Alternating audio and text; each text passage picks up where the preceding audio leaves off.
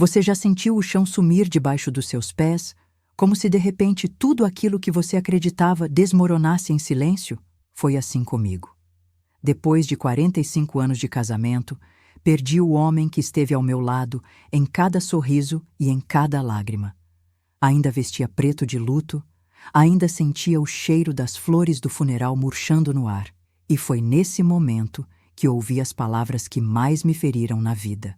Você não é mais minha responsabilidade. Eu esperava compreensão.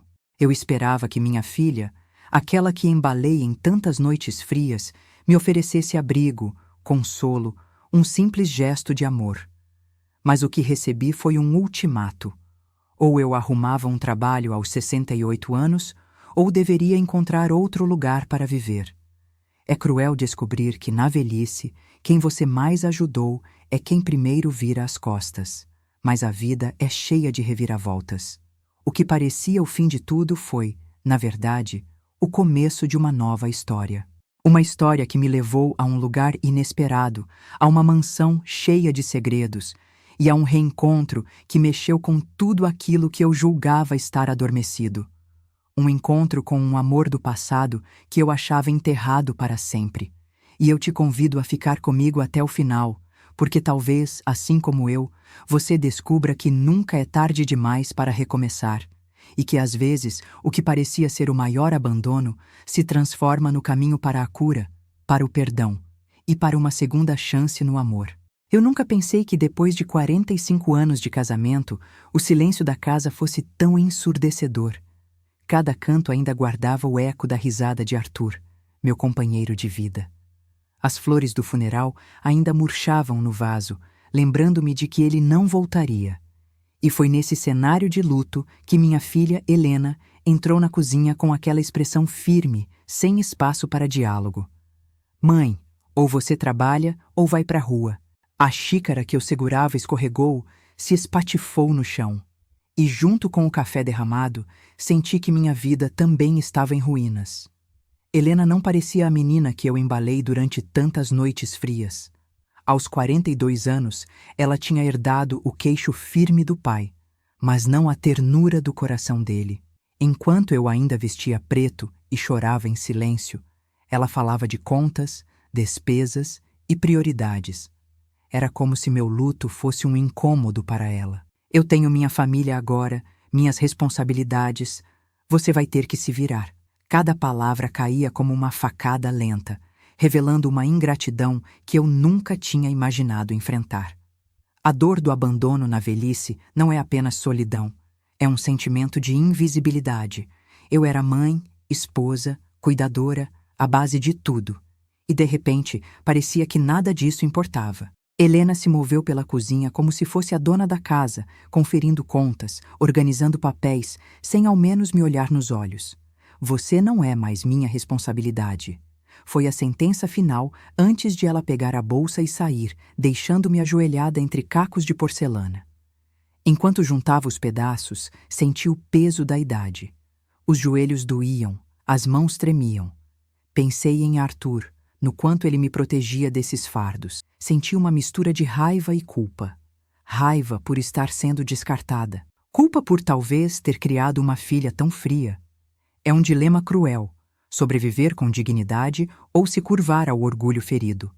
Eu não queria depender dela, mas também não queria me tornar um fardo. E ainda assim, era exatamente assim que ela me via.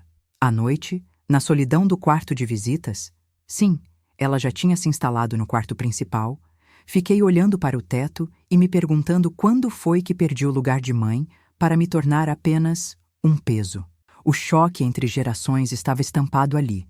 Eu, que sempre coloquei a família acima de tudo, agora era empurrada para fora como quem descarta um objeto antigo.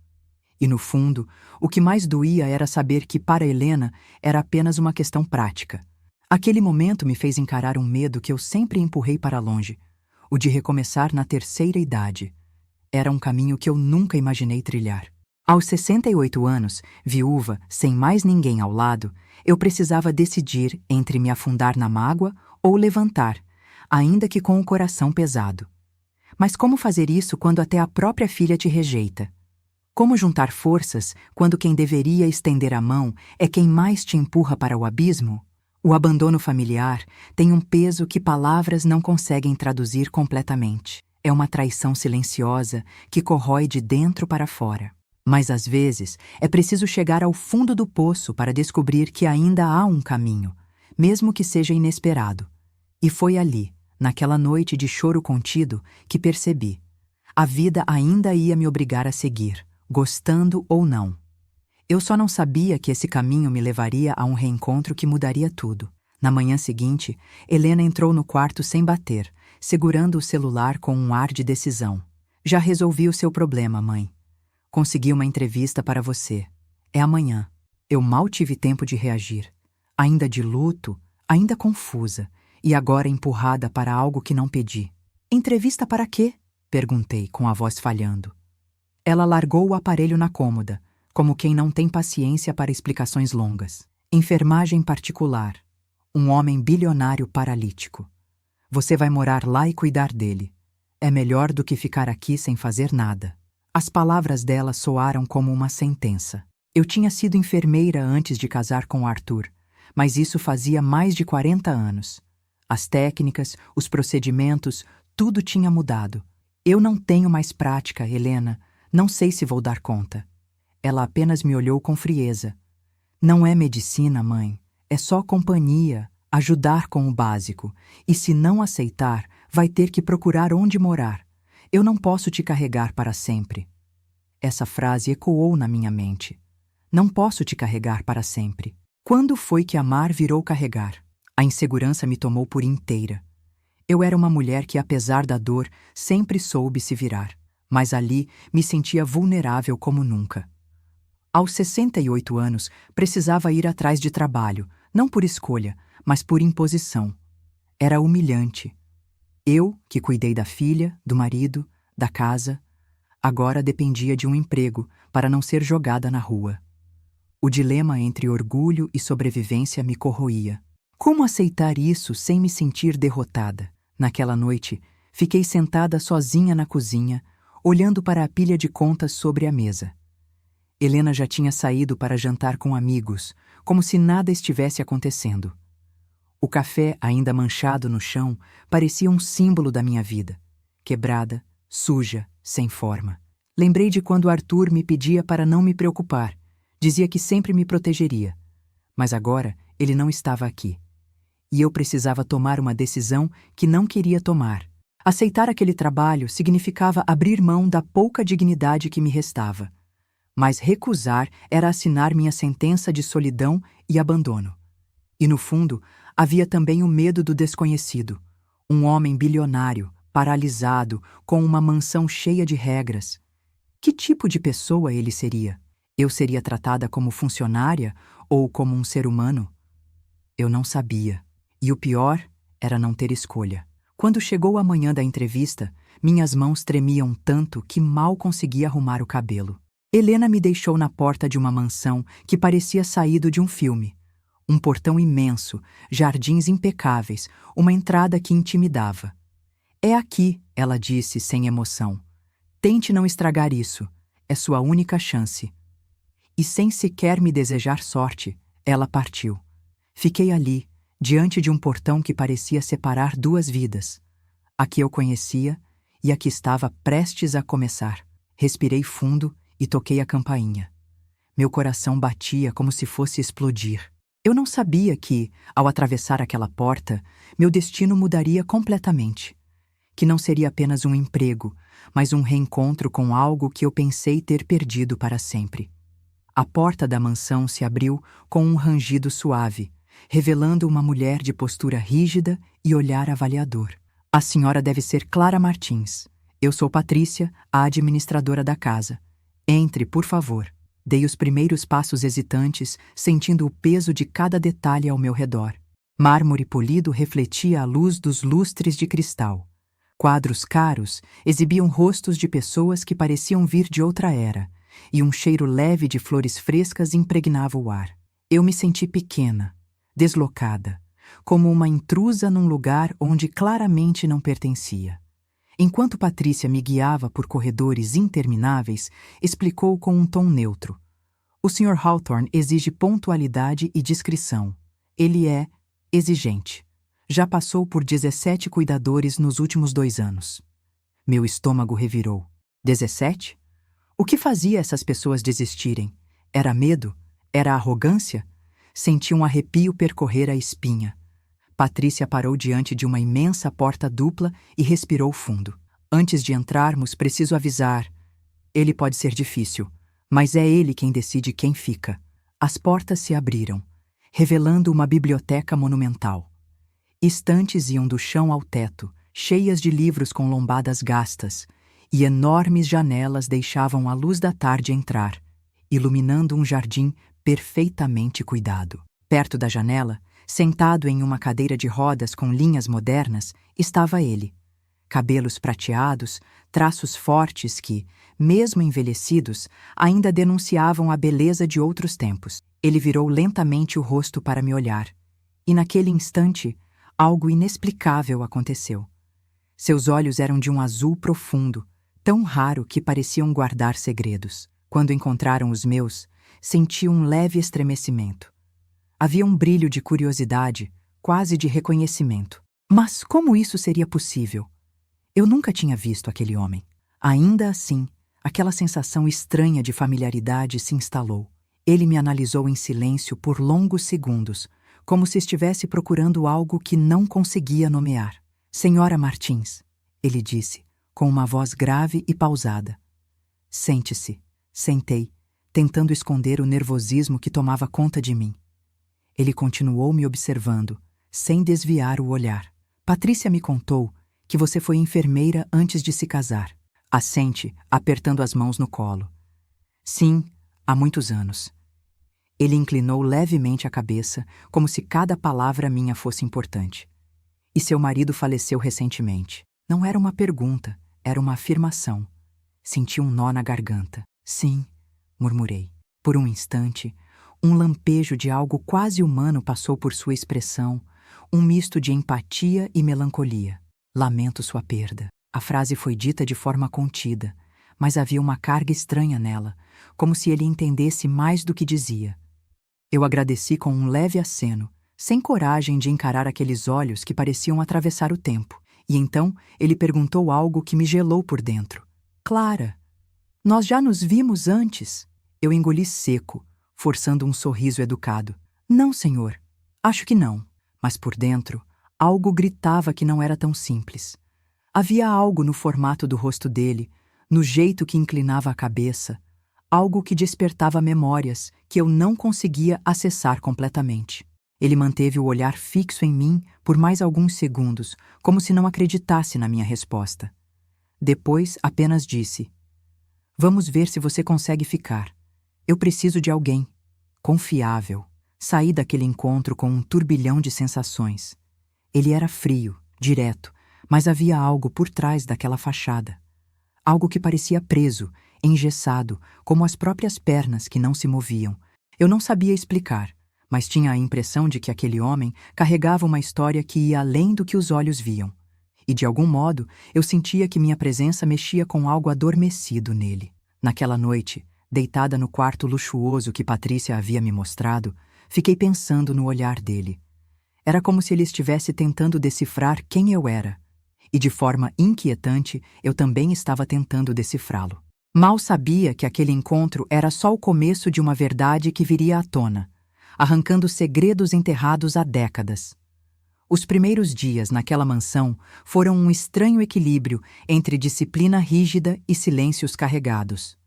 Cada manhã, eu preparava o café exatamente às 7h15, organizava os jornais na ordem que ele exigia, administrava seus medicamentos com precisão. Ele era meticuloso, exigente e às vezes ríspido, mas havia momentos em que eu o pegava, me observando com aquela mesma intensidade do primeiro dia. Era um olhar que não era só de patrão para funcionária. Era como se ele estivesse procurando alguém que já conheceu. Numa tarde chuvosa, decidi finalmente desfazer as caixas que Helena me permitiu levar da casa antiga. Entre roupas dobradas às pressas e alguns objetos simples, encontrei algo que fez minhas mãos tremerem: meu velho álbum de fotos. Aquele que eu mantinha guardado no fundo do armário, coberto de poeira, com lembranças de uma vida antes do casamento, antes de ser mãe. Sentei-me na poltrona do quarto e comecei a folhear. A cada página, meu coração acelerava. Ali estavam momentos de juventude que eu quase tinha esquecido. O sorriso descompromissado de uma menina de 20 anos, vestidos floridos, amigos da época da enfermagem. E então, na página 12, o ar me faltou. Uma foto antiga, tirada num dia ensolarado, mostrou um rosto que me atingiu como um soco no estômago. Ao meu lado, com o braço em volta da minha cintura, estava ele. Ou melhor, um jovem que parecia ser uma versão do homem na cadeira de rodas. O nome veio como um sussurro do passado: Theo. Não Terence Hawthorne, o bilionário austero, mas Theo, o rapaz sonhador que me prometeu o mundo antes de embarcar em um trem e desaparecer da minha vida. Fiquei encarando aquela foto por longos minutos, com lágrimas escorrendo. Ele me prometeu que voltaria. Eu prometi que esperaria. Mas a vida seguiu, os anos passaram, e eu acreditei que ele me havia esquecido. E agora, ele estava ali, no andar de baixo, sem saber que eu também era a mulher que ele deixou para trás. Peguei outra foto. Era a nossa última, tirada no dia da despedida. Eu de vestido amarelo, ele segurando minha mão como se fosse nunca soltar. Naquele dia, ele me deu um anel de prata, prometendo que um dia o trocaria por um de diamantes. Esse anel eu devolvi meses depois, quando casei com Arthur, acreditando que Theo nunca mais voltaria. E agora, o destino tinha me colocado novamente no caminho dele. Passei o resto da noite sem dormir, pensando no que fazer. Deveria contar a verdade? Será que ele se lembraria de mim? Ou pior, e se não lembrasse? E se para ele eu tivesse sido apenas uma passagem da juventude? O medo de reviver uma rejeição antiga me paralisava. Mas o que mais me assustava era a sensação de que ele, de algum modo, já estava começando a lembrar. No dia seguinte, durante o café, ele fez uma pergunta que me deixou sem chão. Clara, você já esteve em Santa Aurora? É uma cidade pequena, perto do lago. Meu coração disparou. Santa Aurora era onde nos conhecemos. Eu desviei o olhar, fingindo confusão. Não. Acho que não. Mas ele sorriu levemente, um sorriso triste, e disse baixo: Você sempre foi péssima para mentir. Foi então que entendi. Ele sabia. Talvez não tudo, talvez não de forma clara, mas no fundo ele sentia que a mulher sentada à frente dele não era apenas uma cuidadora. Era o amor que ele havia perdido há mais de 4 décadas. E naquele instante, percebi que o passado não fica enterrado para sempre. Ele encontra um jeito de voltar, especialmente quando menos esperamos. Naquela tarde, ele pediu que Patrícia nos deixasse a sós. Eu já sentia que algo estava prestes a acontecer, uma verdade que não poderia mais ser empurrada para debaixo do tapete. Theo, ou Terence, como agora se apresentava, estava mais calado do que o normal, olhando para o jardim pela imensa janela. Quando finalmente falou, a voz saiu baixa, quase um sussurro. Você está igual, ainda mais bonita, mas igual. Meu corpo inteiro gelou. Eu não precisava fingir mais. Ele lembrava. Respirei fundo, tentando conter as lágrimas. Você realmente sabe quem eu sou?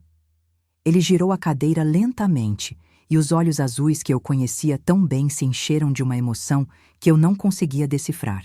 Clara, eu passei 48 anos esperando por você. E quando finalmente voltei, você já não era mais minha. A dor nas palavras dele era palpável. Eu abaixei o rosto, envergonhada, sentindo o peso do passado e das escolhas que nos separaram.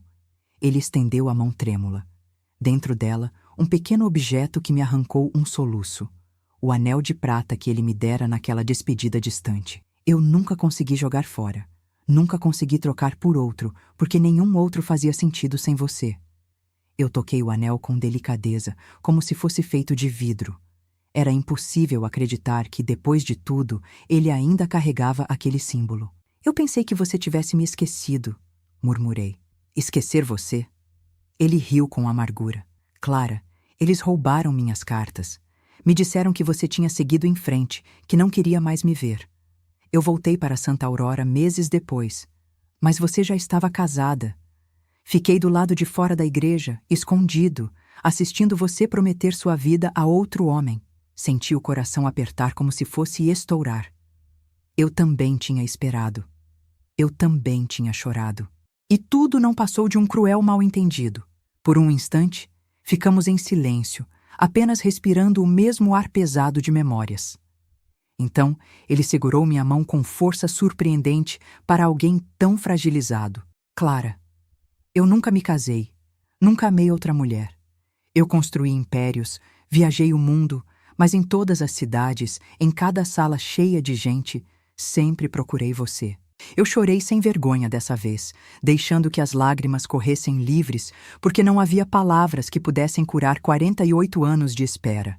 E agora? Perguntei, com a voz trêmula. Somos duas pessoas velhas marcadas pela vida.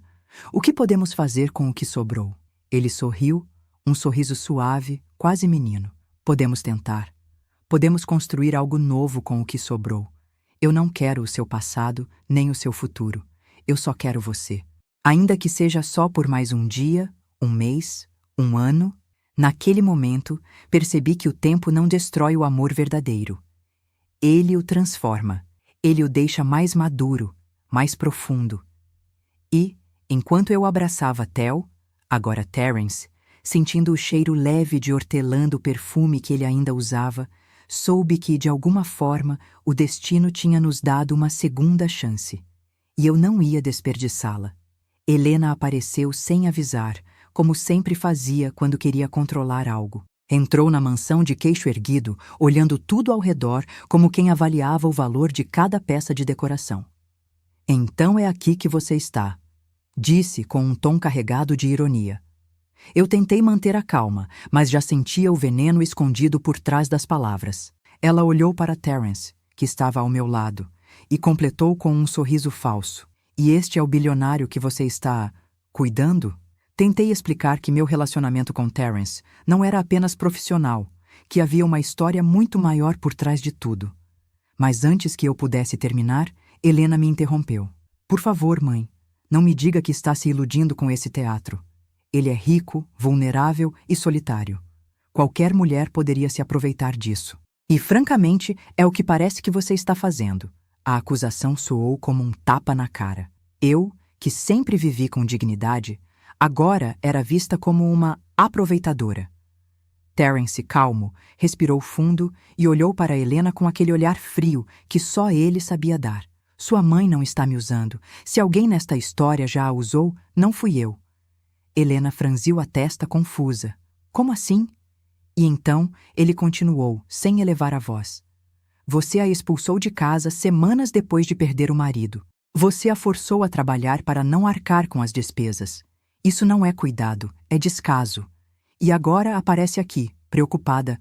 Com o quê? Com ela ou com o que você acha que pode perder? Helena empalideceu. Nunca tinha sido confrontada daquela forma. Eu estava protegendo a mim mesma, disse num tom defensivo. Eu tenho meus filhos, minhas contas, minha vida. Ela sempre foi dependente demais. Eu quase ri, de tão absurda que era aquela justificativa. Dependente? Eu, que trabalhei a vida toda para dar a ela tudo o que podia? Senti um nó na garganta, misturando mágoa e indignação. Helena, eu não quero o dinheiro de Terence. Nunca quis nada que não fosse conquistado com minhas próprias mãos. Respondi com a voz firme. O que você está vendo aqui não é interesse, é amor. Amor de verdade, que nem o tempo conseguiu apagar. Você não sabe o que é isso, porque está ocupada demais tentando controlar tudo ao seu redor. Pela primeira vez, vi hesitação no olhar dela. Mas logo veio a máscara fria de sempre. Se é assim, disse Helena com um tom cortante, então espero que você saiba o que está fazendo. Mas não venha chorar para mim quando tudo isso desmoronar. Porque eu não vou estar aqui para segurar você de novo. Virou as costas, pronta para sair. Mas Terence a deteve com uma última frase, tão afiada quanto uma lâmina. Sua mãe nunca precisou que você a segurasse. Foi você quem sempre precisou dela. Só ainda não percebeu. Helena parou por um instante, como se aquelas palavras tivessem atingido um ponto sensível. Mas, sem olhar para trás, saiu da mansão e bateu a porta com força. O silêncio que ficou depois era pesado, quase palpável. Eu respirei fundo, tentando absorver a dor daquele momento. A filha que eu amava acabara de me virar as costas, de novo, mas ao segurar a mão de Terence, senti que, pela primeira vez em muito tempo, eu não estava sozinha. Depois da saída tempestuosa de Helena, o clima na casa ficou estranho por alguns dias. Eu não conseguia parar de pensar na frieza com que ela havia falado, nem no olhar de Terence, firme, mas carregado de tristeza. Ele parecia refletir tanto quanto eu. Numa noite silenciosa, ele me chamou para a biblioteca, o mesmo lugar onde tudo começou. Sobre a mesa havia um envelope espesso e uma expressão decidida em seu rosto. Clara, eu preciso que você saiba algo antes que qualquer outra pessoa descubra. Ele abriu o envelope e tirou um documento. Este é meu testamento atualizado. Resolvi deixar toda a minha fortuna para instituições de caridade. Hospitais, abrigos, orfanatos. Fiquei sem palavras.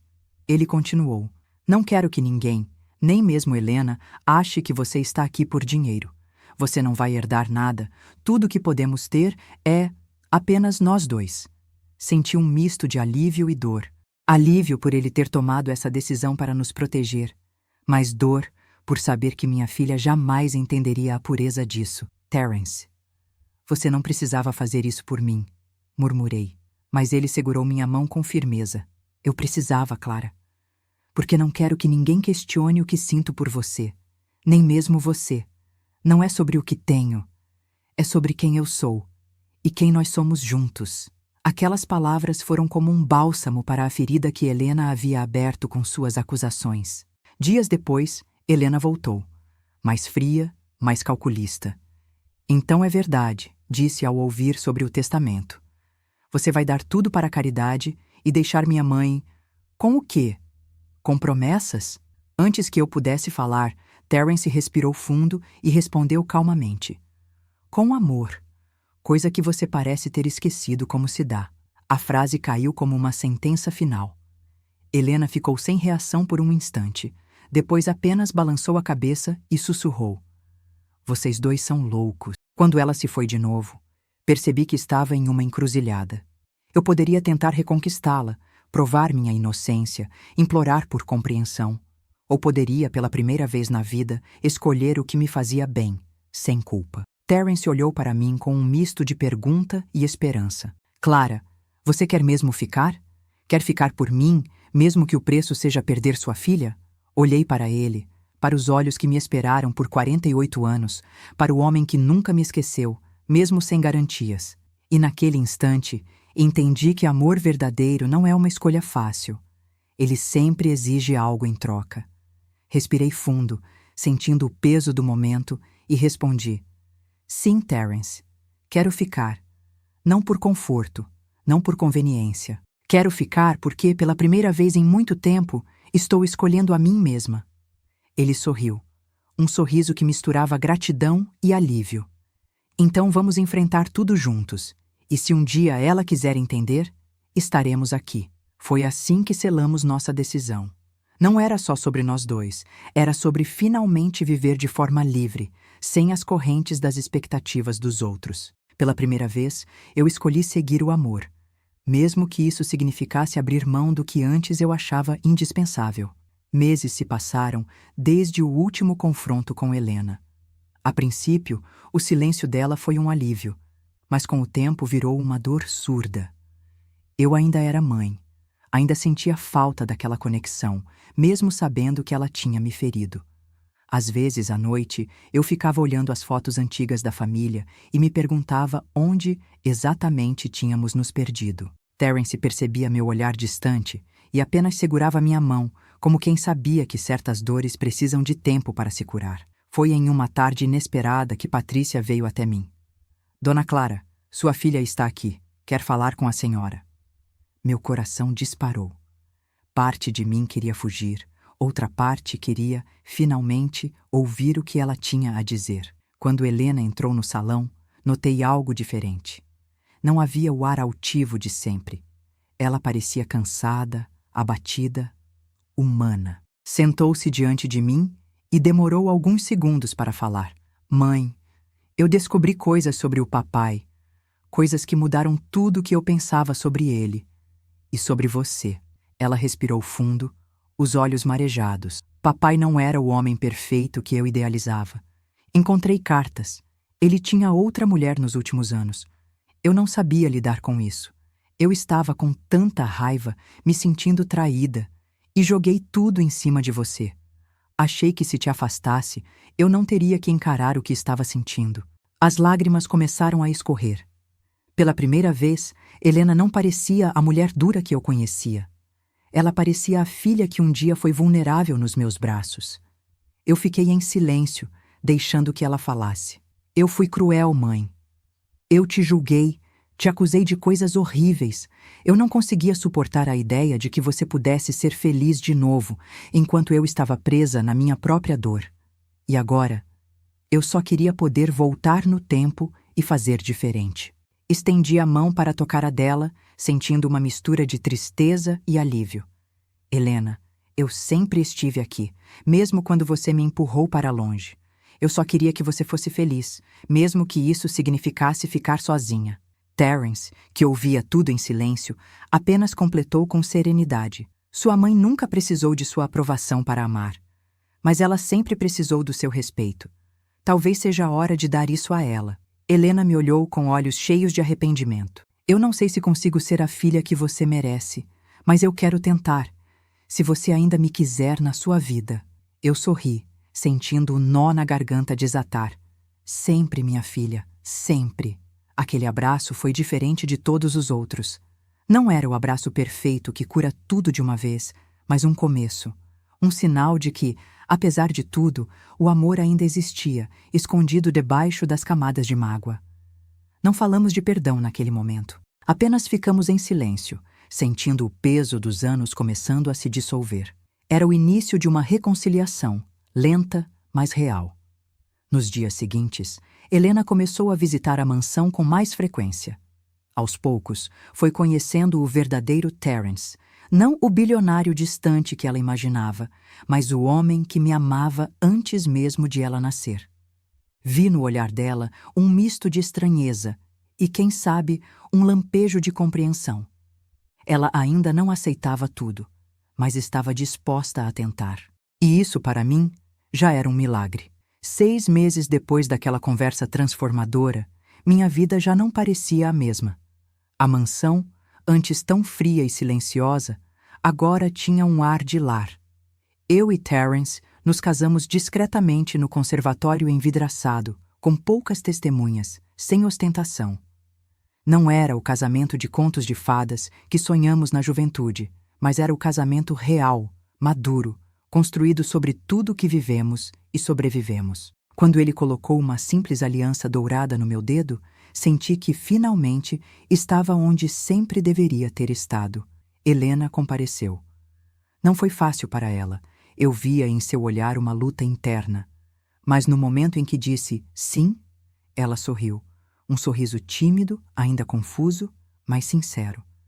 Depois da cerimônia, ela se aproximou de Terence e, pela primeira vez, falou sem hostilidade. Eu ainda não entendo como tudo aconteceu, mas vejo que você faz minha mãe feliz.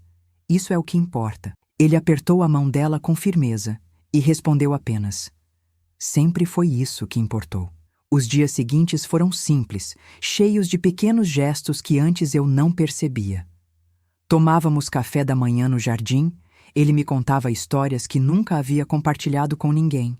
E eu, finalmente, me sentia livre para ser quem sou, sem culpa, sem amarras. Não havia mais a pressa da juventude, nem a cobrança de construir algo para provar ao mundo. Agora, tudo o que tínhamos era o presente, e era mais do que suficiente. Às vezes, ao anoitecer, caminhávamos juntos até o lago do jardim. Ele, em sua cadeira, e eu empurrando suavemente, enquanto conversávamos sobre o passado como se fosse um velho livro que ambos já conheciam, mas ainda gostavam de folhear. Sabe, Clara, Ele dizia, olhando para o horizonte dourado pelo pôr do sol. Eu achava que a vida tinha acabado para mim. Mas você me mostrou que, mesmo na velhice, ainda podemos recomeçar. Helena começou a trazer meus netos para visitar.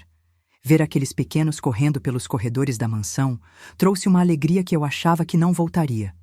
Eles se sentiam à vontade com Terence, que, com paciência, contava histórias engraçadas do tempo em que era apenas o sonhador Theo.